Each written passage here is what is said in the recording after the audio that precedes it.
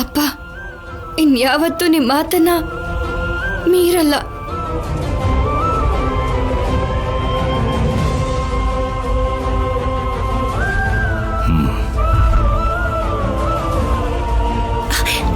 ರಾಜಿ, ರಾಜಿ,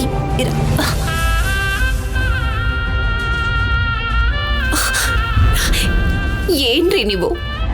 ಅಲ್ಲ, ಅವಳು ಎಷ್ಟು ಸಂತೋಷವಾಗಿದ್ದಾಳೆ ಗೊತ್ತಾ? ಗೆದ್ದಾಗಿಂದ ಅಪ್ಪ ಅಪ್ಪ ಅಂತ ಒಂದೇ ಸಮ ಕನ್ವರಿಸ್ತಾ ಇದ್ದಾಳೆ.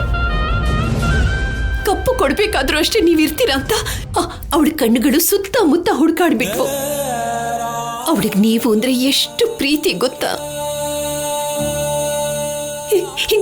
ಗೆದ್ದ ಸಂತೋಷ ಸ್ವಲ್ಪ ಹೊತ್ತು ಕೂಡ ಇಲ್ದೇ ಇರೋ ರೀತಿಯಲ್ಲಿ ಮಾಡ್ಬಿಟ್ಟು ಹೇಳ್ದೆ ಅಲ್ವಾ ನನಗಿಂಥದ್ದೆಲ್ಲ ಇಷ್ಟ ಆಗಲ್ಲ ಅಂತ. ನೋಡಿ, ಶಿಸ್ತು ಅನ್ನೋ ಹೆಸರಿನಲ್ಲಿ ಚಿಕ್ಕ ಚಿಕ್ಕ ಸಂತೋಷನ ಕೂಡ ನಾವು ರಾಜಿಯಿಂದ ದೂರ ಮಾಡ್ಬಿಟ್ಟಿದ್ದೀವಿ. ಹಾಗೆ ನೀನ್ ಅನ್ಕೋಬೇಡ, ರಾಜಲಕ್ಷ್ಮಿ ನಿಮ್ಮ ಆದ್ಯ ಹಾಗಲ್ಲ. ಚಿಕ್ಕಂದಿನಿಂದ ಪದ್ಧತಿಯಿಂದ ಬೆಳೆದಿರೋದಕ್ಕೆ ಅವಳಿಗೆಲ್ಲ ಗೊತ್ತು. ಈಗ ನಿನ್ನಿಂದಾನೇ ಅವಳು ಹೀಗಾಗಿರೋದು.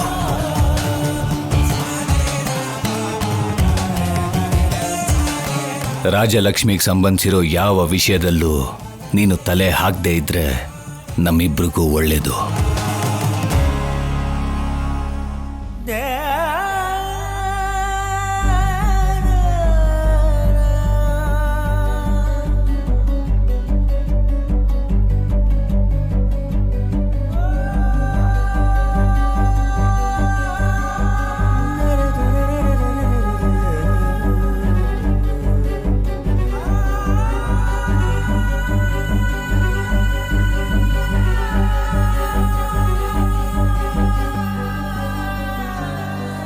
ನಿನ್ನ ಆಟನ ಮುಚ್ಚಿಡೋದಕ್ಕೋಸ್ಕರ ಮನೆಯಲ್ಲಿ ಎಲ್ಲರೂ ನನ್ನ ಕಣ್ಣು ಮುಂದೆನೆ ಸುಳ್ಳು ಹೇಳ್ತಾ ಇದ್ರೆ ನನ್ನ ಹೃದಯನ ನನ್ನವರೇ ಚೂರು ಮಾಡಿದಾಗ ಅನ್ನಿಸ್ತಮ್ಮ.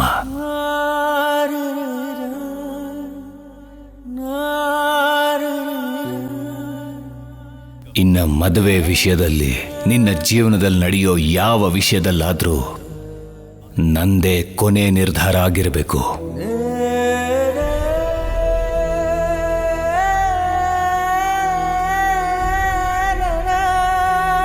What winner? ಗೆದ್ದಿರೋ ಆನಂದದಲ್ಲಿ ಕುಣಿಯೋದನ್ನ ಬಿಟ್ಟು ವೇದಾಂತಿ ಹಾಗೆ ಯೋಚನೆ ಮಾಡ್ತಿದ್ಯಾ? ಅಪ್ಪ ಸಂತೋಷವಾಗಿಲ್ಲ. ಎಲ್ಲ ನಿರ್ಧಾರಗಳನ್ನು ಅವ್ರಿಗೆ ವಿರುದ್ಧವಾಗಿ ತಗೊಳ್ತಾ ಇದ್ದೀನಿ ಅಂತ ಅವ್ರ ಕೋಪ ಮಾಡ್ಕೊಂಡಿದ್ದಾರೆ ಆದ್ಯ. ತನ್ನ ಮಕ್ಕಳು ತನಗಿಷ್ಟ ಆಗದೆ ಇರೋ ಹಾಗೇನಾದ್ರೂ ಮಾಡಿದ್ರೆ ಯಾವ ತಂದೆಗಾದ್ರೂ ಕೋಪ ಬಂದೇ ಬರುತ್ತೆ. ನಿಮ್ಮಪ್ಪನಿಗೆ ಹೇಳ್ದೇನೆ ಹಾಕಿ ಆಡ್ದೆ, ಕೋಪ ಬರೋದು ಸಹಜನೇ ಅಲ್ವಾ? ಹಾಗೆ ಹೇಳ್ಬೇಕು ಅಂದ್ರೆ ನಿಮ್ಮಪ್ಪ ತುಂಬಾನೇ ಗ್ರೇಟ್ ರಾಜಲಕ್ಷ್ಮಿ. ನೀನು ಇಷ್ಟ ಮಾಡಿದ್ರು ಕಾಲೇಜಲ್ಲಿ ಗೆಲ್ಬೇಕು ಅಂತ, ತನ್ನ ಮಗಳ ಜೀವನ ಚೆನ್ನಾಗಿರ್ಬೇಕು ಅಂತ ನಿನ್ ಹತ್ರ ಹಾಕಿ ಆಡ್ಸಿದ್ರು.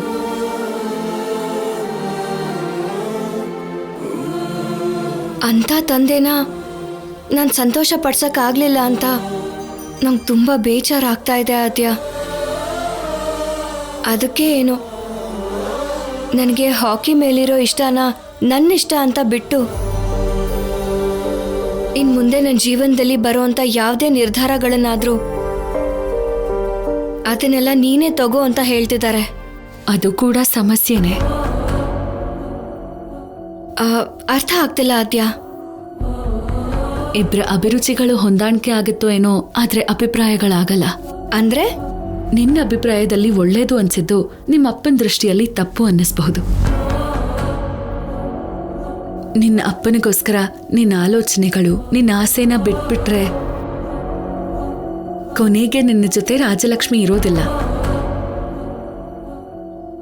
ಸೋತೋಗಿರೋ ಒಂದು ಹೆಣ್ಣಾಗಿ ಉಳ್ಕೊಳ್ತೀಯ. ಹಾಗಂತ ಅಪ್ಪಂಗೆ ವಿರುದ್ಧವಾಗಿ ನಡ್ಕೊಂಡ್ರೆ ಅಪ್ಪಂಗೆ ಬೇಜಾರಾಗುತ್ತೆ ಅಲ್ವಾ? ಡೆಫಿನೆಟ್ ಆಗಿ ಬೇಜಾರಾಗತ್ತೆ. ನನಗೂ ನಿನಗೂ ವ್ಯತ್ಯಾಸ ಇದೆ ರಾಜಲಕ್ಷ್ಮಿ. ನನ್ನ ಮನಸ್ಸಿಗೆ ಇಷ್ಟ ಆಗಿರೋದು ಮೆದುಳಿಗೂ ಇಷ್ಟ ಆದ್ರೆ ನಮ್ಮ ಅಪ್ಪನ ಹತ್ರ ಮೊದಲೇ ಹೇಳ್ತೀನಿ. ಮೊದಲಿಗೆ ಬೇಜಾರ್ ಮಾಡ್ಕೋತಾರೆ, ಆಮೇಲೆ ಅರ್ಥ ಮಾಡ್ಕೋತಾರೆ. ನಿನಗಿಷ್ಟ ಆಗಿರೋ ವಿಷಯಗಳನ್ನೆಲ್ಲ ಮಾಡಿ ಆಮೇಲೆ ಹೇಳ್ತ್ಯ, ಅವಾಗ ಅವರು ಬೇಜಾರ್ ಮಾಡ್ಕೋತಾರೆ. ಅದು ಅಲ್ದೆ ಹೇಳ್ದೇನೆ ಮಾಡಿದ್ದಕ್ಕೆ ಬೇಜಾರ್ ಮಾಡ್ಕೋತಾರೆ ಅಲ್ವಾ? ಆ ಕೋಪನೇ ಅವರ ಆಲೋಚನೆನ ಮುಚ್ಚಾಕಿ ಆವೇಶನ ಹುಟ್ಟಿಸುತ್ತೆ. ಹಾಗೆ ಇಬ್ಬರ ಮಧ್ಯೆ ಗ್ಯಾಪ್ ಬೆಳೆಯುತ್ತೆ. ಕರೆಕ್ಟಾಗಿ ಹೇಳಿದ್ಯಲ್ಲ ಆದ್ಯ. ಏನೇ ಇದ್ರೂ ನಾನು ಕೂಡ ಅಪ್ಪನ್ಗೆ ಹೇಳ್ಬಿಟ್ಟೆ ಮಾಡ್ತೀನಿ. ಹಾಗೆ ಮಾಡುವಂತೆ ಬಿಡು, ಅದಕ್ಕಿಂತ ಮುಂಚೆ ಮಾಡ್ಬೇಕಾಗಿರೋದು ತುಂಬಾನೇ ಇದೆ. ಅಂದ್ರೆ ಅರೇ, ನಿನ್ ಗೆಲ್ವಿಗೋಸ್ಕರ ಇಷ್ಟೆಲ್ಲ ಮಾಡಿರೋ ನಿಮ್ ಸರ್ಗೆ ಕೃತಜ್ಞತೆಯಿಂದ ಯಾವ ಗಿಫ್ಟ್ ಕೊಡಲ್ವಾ?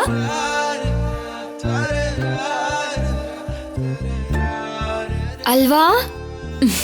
ಅಲ್ವಾ ಅಲ್ಲ, ನನ್ನ ಗೆಲುವಿಗೆ ನನ್ನ ಧೈರ್ಯಕ್ಕೆ ಕಾರಣ ನೀವೇ ಅಂತ ಒಳ್ಳೆ ಗ್ರೀಟಿಂಗ್ ಕಾರ್ಡ್ ಕೊಡು. ಸರಿ ಆದ್ಯ. ಆದ್ಯ,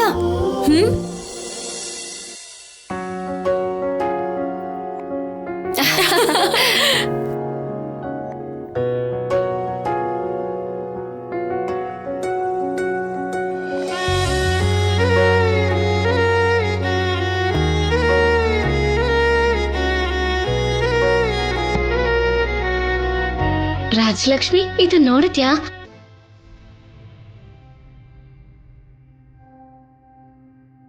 ಕಂಗ್ರ್ಯಾಚುಲೇಷನ್ಸ್ ರಾಜಲಕ್ಷ್ಮಿ.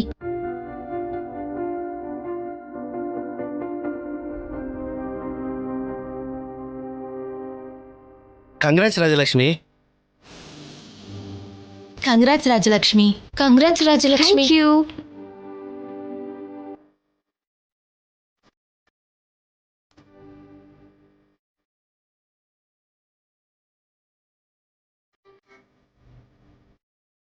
ಕಂಗ್ರ್ಯಾಚುಲೇಷನ್ಸ್ ರಾಜಲಕ್ಷ್ಮಿ.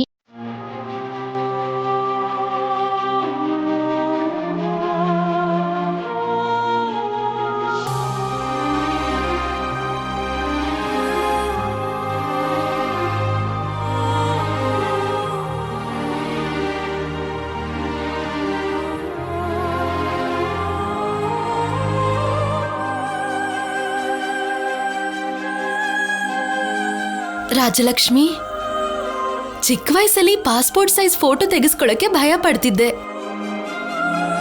ಇವತ್ತು ಕಾಲೇಜ್ ತುಂಬಾ ನಿನ್ ಪೋಸ್ಟರ್ಸೆ. ಎಷ್ಟು ಎತ್ತರಕ್ಕೆ ಬೆಳೆದಿದ್ಯಾ? ಕಷ್ಟಪಟ್ಟು ಪ್ರಾಕ್ಟೀಸ್ ಮಾಡಿದ್ಲು, ಧೈರ್ಯವಾಗಿ ಆಡಿದ್ಲು. ಅವಳಿಗೆ ಇಂಥ ಸಪೋರ್ಟ್ನ ನಾವು, ನಮ್ ಫ್ಯಾಮಿಲಿ, ಕೋಚ್ ಕೂಡ ಕೊಡ್ತಾ ಇದ್ರೆ ನ್ಯಾಷನಲ್ ಚಾಂಪಿಯನ್ ಖಂಡಿತವಾಗ್ಲೂ ಆಗ್ತಾಳೆ. ಆದ್ಯ, ನಾನು ಅನ್ಕೊಂಡೇ ಇರಲಿಲ್ಲ ನಮ್ಮ ಅಪ್ಪನೂ ಸಪೋರ್ಟ್ ಮಾಡ್ಬೋದು ಅಂತ. ಇದಕ್ಕಿಂತ ಹ್ಯಾಪಿ ಮೂಮೆಂಟ್ ನನ್ನ ಲೈಫಲ್ಲಿ ಯಾವುದೂ ಇಲ್ಲ. ಆ ದೇವರು ಕೊಟ್ಟಿರೋದ್ರಲ್ಲೇ ಸಂತೋಷ ಪಡಬೇಕು ಅಂತ ಹೇಳ್ತಾರೆ ಅಲ್ವಾ? ಇಷ್ಟು ಸಾಕು ನನ್ನ ಜೀವನಕ್ಕೆ. ಅದೇನು ಕ್ರೆಡಿಟ್ ಪೂರ್ತಿ ನಿಮ್ಮ ಅಪ್ಪ ಅಮ್ಮನಿಗೆ ಕೊಟ್ಟಿದ್ಯಾ? ಪ್ರಾಕ್ಟೀಸ್ ಮಾಡ್ಸಿರೋ ಕೋಚ್ ಸರ್ಗೆ ಕೊಡಲ್ವಾ? ಆಟ ಆಡು ರಾಜಲಕ್ಷ್ಮಿ, ಹೋಗು. ಈ ಗೆಲುವಿನ ಹಿಂದೆ ಅವ್ರ ಸಹಾಯ ಕೂಡ ಇದೆ. ನಾನು ಹಾಕಿ ಆಡೋದಕ್ಕೆ ಅವರು ಕೂಡ ತುಂಬಾ ಸಪೋರ್ಟ್ ಮಾಡಿದ್ದಾರೆ. ಸಪೋರ್ಟು ಹೆಲ್ಪ್ ಮಾಡಿದ್ದಾರೆ ಅಂತಿದ್ಯಾ ಹೊರತು ಇಲ್ಲಿವರೆಗೂ ಒಂದು ಥ್ಯಾಂಕ್ಸು ಹೇಳಿಲ್ಲಪ್ಪ. ಅವ್ರನ್ನ ಸ್ಟೇಜ್ ಮೇಲೆ ಕರೆದ್ರೆ ಅವ್ರು ಬರಲೇ ಇಲ್ಲ. ಅವತ್ತಿಂದಾನು ಅವ್ರು ನನಗೆ ಕಾಣಿಸ್ತಾನೆ ಇಲ್ಲ. ನೀವು ಕ್ಲಾಸಿಗೆ ಹೋಗಿ, ನಾನು ಥ್ಯಾಂಕ್ಸ್ ಹೇಳ್ಬಿಟ್ಟು ಬರ್ತೀನಿ. ರಾಜಿ, ನಮ್ ಕಡೆಯಿಂದ ಕೂಡ ಥ್ಯಾಂಕ್ಸ್ ಹೇಳು. ತುಂಬಾ ಕಷ್ಟಪಟ್ಟು ಅವ್ರು ನಿನಗೆ ಹಾಕಿ ಹೇಳ್ಕೊಟ್ಟಿದ್ದಾರೆ ಅಲ್ವಾ? ಆಯ್ತು ಆದ್ಯ. ಹಾ, ಬಾಯ್.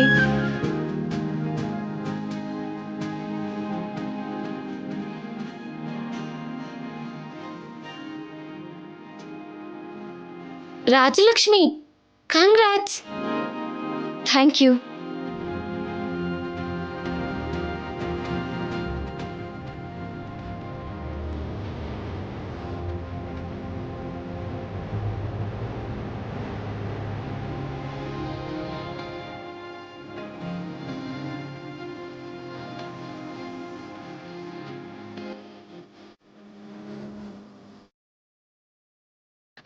ಸರ್ ಏನ್ ರಾಜಲಕ್ಷ್ಮಿ, ಸರ್ ನೀವು ನೋಡಿದ್ರಾ ಕಾಲೇಜ್ ಪೂರ್ತಿ ನನ್ನ ಪೋಸ್ಟರ್ಸ್ ಹಾಕಿದ್ದಾರೆ.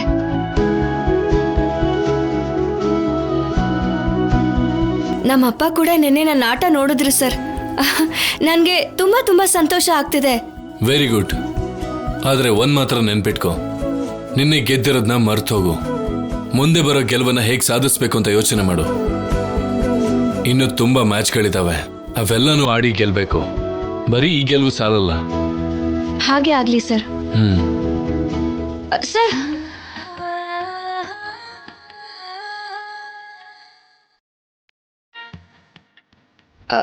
ಒಂದು ನಿಮಿಷ ಸರ್.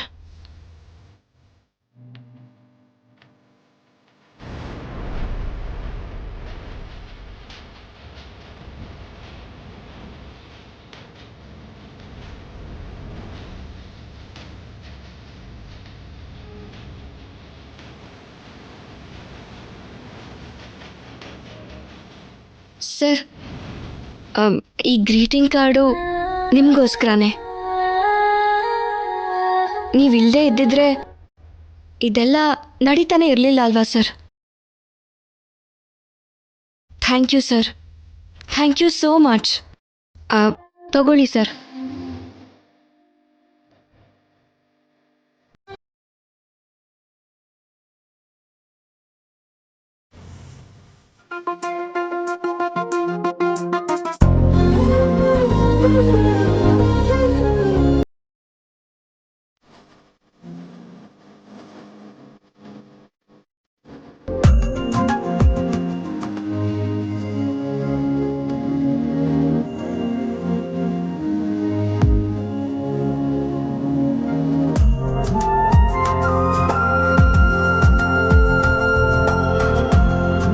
ನಿನ್ನೆ ಮ್ಯಾಚಲ್ಲಿ ಟೀಮ್ನ ಗೆಲ್ಸಿದ್ದಕ್ಕೆ ತುಂಬಾ ಥ್ಯಾಂಕ್ ಯು. ಒಂದು ರೀತಿಲಿ ನಿನ್ನೆ ನಮ್ಮ ಟೀಮ್ ಮಾತ್ರ ಅಲ್ಲ, ನನ್ನ ಜಾಬ್ ಕೂಡ ನೀನು ಕಾಪಾಡಿದೆ. ನೀನು ಹೀಗೆ ಆಡಿ ನಮ್ಮ ಕಾಲೇಜ್ಗೆ, ನಮ್ಮ ಊರಿಗೆ, ನಿಮ್ಮ ಮನೆಗೆ ಒಳ್ಳೆ ಹೆಸರು ತೊಗೊಂಡು ಬರಬೇಕು ಅಂತ ನಾನು ಕೇಳ್ಕೊತೀನಿ.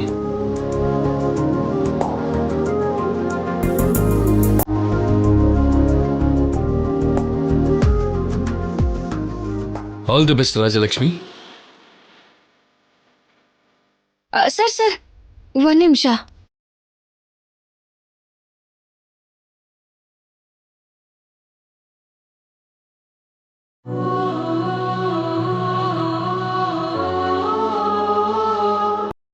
ನಾನು ಕಪ್ ಗೆದ್ದಿರೋದಕ್ಕೆ ನನ್ನ ಹಿಂದೆ ನಿಮ್ಮ ಸಪೋರ್ಟೇ ತುಂಬ ಜಾಸ್ತಿ ಇದೆ. ಅದಕ್ಕೋಸ್ಕರ ಒಂದು ಚಿಕ್ಕ ಗಿಫ್ಟ್ ತಂದಿದ್ದೀನಿ.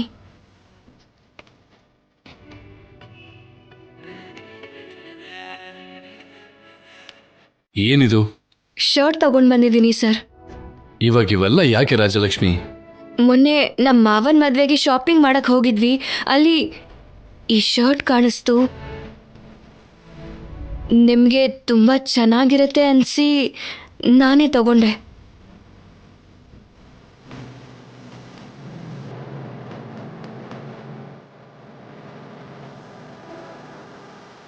ಸರ್, ಗುರುದಕ್ಷಿಣೆ ಅಂತ ಹೇಳ್ತಾರಲ್ಲ, ಹಾಕಿ ಹೇಳ್ಕೊಟ್ಟಿದ್ದಕ್ಕೆ ದಕ್ಷಿಣೆ ಅಂದ್ಕೊಳ್ಳಿ ಸರ್. ಪ್ಲೀಸ್ ಸರ್, ತಗೊಳ್ಳಿ.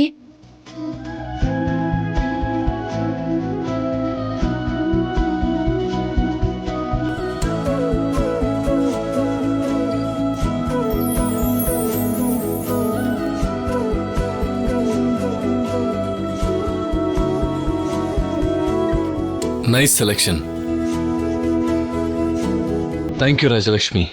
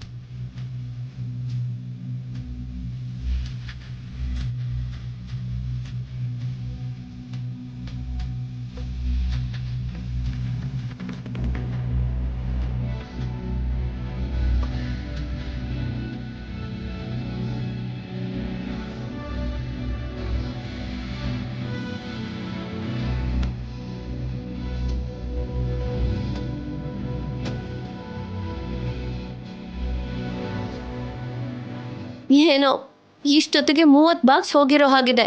ಇನ್ನು ಎಷ್ಟು ಬಾಕ್ಸ್ ಹೋಗುತ್ತೋ? ಮಗಳು ಮಾಡಿರೋ ಕೆಲ್ಸಕ್ಕೆ ಸಂತೋಷನ ತಡ್ಕೊಳಕ್ಕಾಗ್ದೆ ಹೀಗ್ ಮಾಡ್ತಾ ಇದ್ದಾಳೆ. ಇರೋದನ್ನೆಲ್ಲ ಬಳ್ದು ಊರವ್ರಿಗೆಲ್ಲ ಹಂಚುತ್ತಿದ್ದಾಳೆ ಹೊರತು ಮನೇಲಿರೋ ನಮ್ಮನ್ ಕರೆದು ಒಂದು ತುಂಡಾದ್ರೂ ಕೊಟ್ಲಾ? ಅಷ್ಟಕ್ಕೂ ಊರವರೆಲ್ಲ ನಾವು ಒಂದೇ ಅಲ್ವಲ್ಲ. ಅದಕ್ಕೆ ನಾವು ಹೋಗಿ ಮಾತಾಡೋಣ, ಬನ್ನಿ ಬನ್ನಿ. ಏನೋ ಅಪ್ಪ, ಸ್ವೀಟ್ ಅಂಗಡಿಲೂ ಇಷ್ಟು ಲಾಡು ಇರಲ್ವೇನೋ? ಅಕ್ಕ, ನಮ್ಮನ್ನು ಸಹಾಯ ಮಾಡು ಅಂತೀರಾ? ನಾನು ಮಾಡ್ಕೋತೀನಿ ಬಿಡು ಪಾರ್ವತಿ.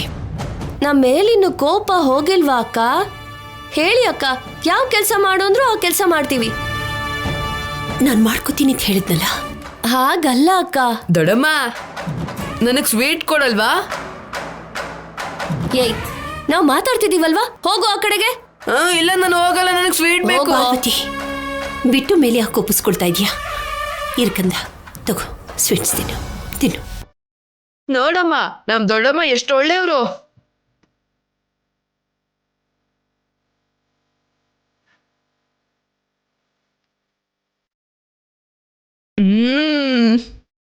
ನೀವ್ ಹೇಳಿ ದೊಡ್ಡಮ್ಮ, ಅಂದಹಾಗೆ ರಾಜಲಕ್ಷ್ಮಿ ಅಕ್ಕ ಹಾಕಿ ಹೇಗೆ ಆಡಿದ್ರು? ಏನು ಅಂತ ಹೇಳಿ ಬಿಟ್ಟು, ಕುರುಕ್ಷೇತ್ರದಲ್ಲಿ ಕೃಷ್ಣನ್ ಹಾಗೆ, ರಾವಣನ್ ಲಂಕೆನಲ್ಲಿ ರಾಮನ್ ಹಾಗೆ ನಿನ್ನೆ ನಮ್ಮ ರಾಜಿ ವಿಶ್ವರೂಪವನ್ನೇ ತೋರಿಸ್ಬಿಟ್ಲು.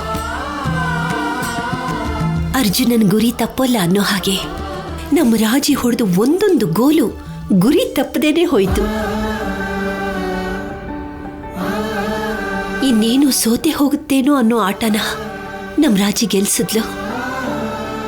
ಮರ್ಯಾದೆ ಹೋಗುತ್ತೆ ಅನ್ನೋ ಕಾಲೇಜ್ಗೆ ನಮ್ಮ ರಾಜಿ ಹೆಸರು ತಂದ್ಕೊಟ್ಲು.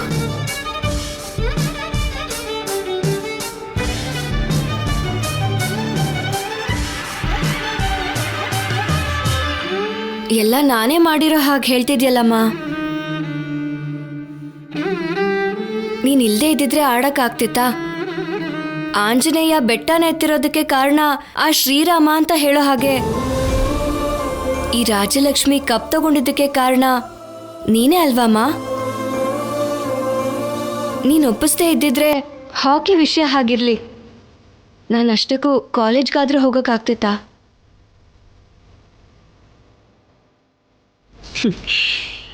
ಇಷ್ಟಕ್ಕೂ ನೀನು ಕಾಲೇಜ್ಗೆ ಹೋಗೋದಕ್ಕೆ ಕಾರಣ ನಾನಲ್ಲ ರಾಜಿ, ಆದ್ಯ.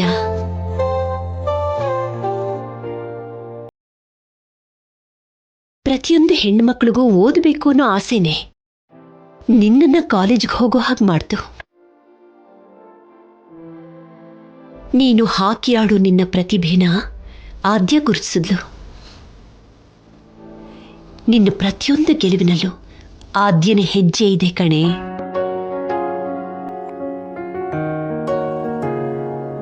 ಥ್ಯಾಂಕ್ ಯು ಆದ್ಯ.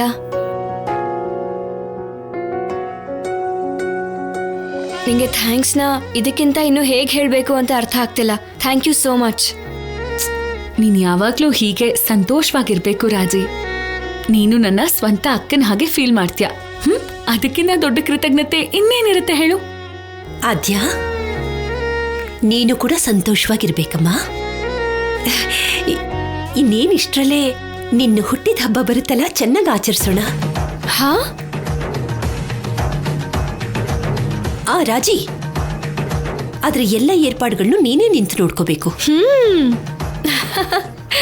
ಈ ವರ್ಷ ನಮ್ಮ ಆದ್ಯನ ಹುಟ್ಟಿದ ಹಬ್ಬನ ನಮ್ಮ ಮನೇಲಿ ಅದ್ದೂರಿಯಾಗಿ ಆಚರಿಸ್ಬೇಕು.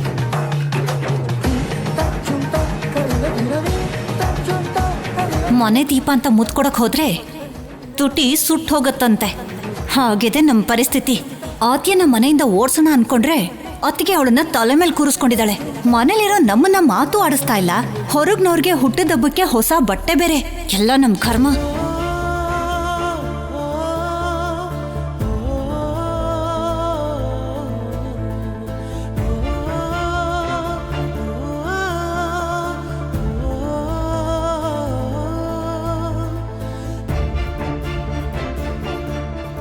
ನನಗೆ ಬರ್ಡೇ ಪಾರ್ಟಿ ಮಾಡ್ಕೊಳ್ಳೋದಕ್ಕೆ ಇಷ್ಟ ಇಲ್ಲ.